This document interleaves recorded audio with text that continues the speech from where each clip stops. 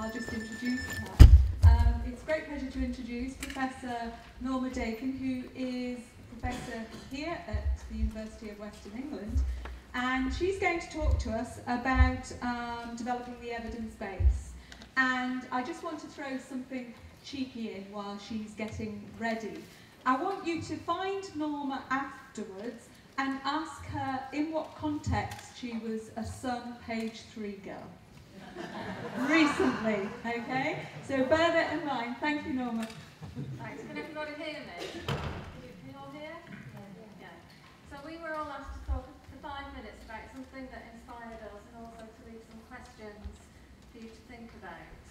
And I wanted really to think about the idea of synergy, arts and health being a kind of synergistic kind of process. So the first thing I wanted to just address is something that we've all been talking a lot about this morning. We've heard great from Sam and Jane about how the arts are enhancing healthcare environments, enhancing patient experiences, delivering patient outcomes. Norma, you've got away from the mic. Oh, see, it seems to be working. Okay, so we know we're kind of really starting to develop an evidence base in that area. And some of the really big achievements in the last few years, which indicate that that is going from strength to strength, we now have an international journal of arts and health research. We're establishing in the UK a national research network with people like Stephen Cliff from Canterbury Christchurch University and other people, Jenny Secker, and a national research network with a view to developing a kind of research programme that addresses research at all kinds of different levels. And here, in the local context within UWE, we have PhD opportunities for looking at arts and healthy communities, resilient communities. So if anybody's interested in pursuing those sorts of ideas, please talk to me. But the other thing I wanted to think about in terms of what I've learned from doing this kind of work, getting involved in arts and health research and evaluation, is about how this synergistic process has the capacity to enhance arts environments and artist experience. So when we draw people into participatory arts projects, one of the challenges is some of the kind of baggage, if you like, that surrounds cultural definitions of the arts. So there's a lot of mystique, elitism, the idea that artists are special and unique.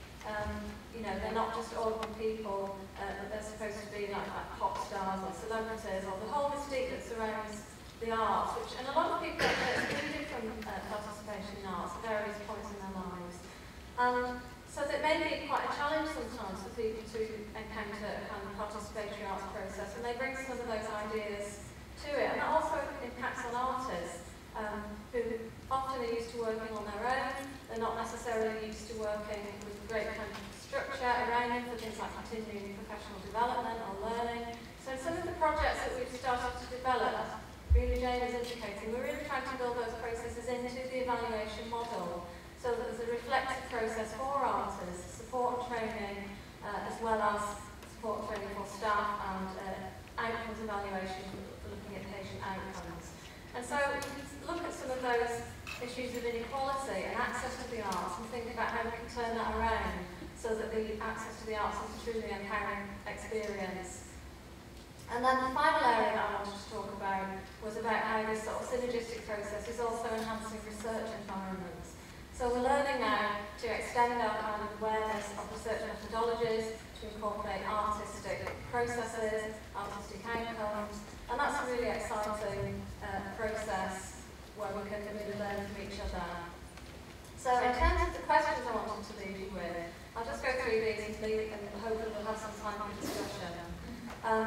So it's really about what are the aims and scope of arts and health research, what's it for, what's it about, is it about advocacy, is it about exploring difficult challenges? I'm sure it's about all of those things, but when we start embarking on research and evaluation, it's really good to reflect on what we think that was really for.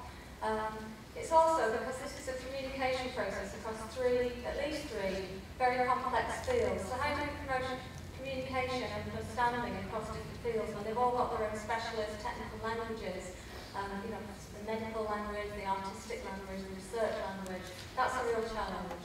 And finally, just something I'm very interested in, can we demonstrate that the arts add value to research? I'm sure Thank you, Norma. Conclude our presentations, and we are already running a little bit late, so we did start earlier. And I'm now going to hand over and join the panel. I'm going to hand over to Sean, who's going to facilitate this next session. And Sean has come with the label of Facilitator Extraordinaire, so I think we might be in for 15 minutes of fun now. Can I suggest that we have coffee at 1:30? We've got some timing, so we just have 15 minutes for some conversation. And I know I'm going to hand this microphone over to somebody in the audience who's going to run around. I'll run around if you want to slide initially. Well, I think there's Rebecca. Rebecca, can you hear me? Good. Okay, this is 15 minutes. This is your opportunity to ask questions about what you've heard, based on your experience or what you might want to do. Have you got any questions so far for any of the panel? Oh, we've got it right. We'll start here, Rebecca. 1, 2 else? 2, 3. Yeah. Thank you. Rosa Hoy from the Brazil Navy Chinese Women's Group. We actually delivered services around mental health, and social care for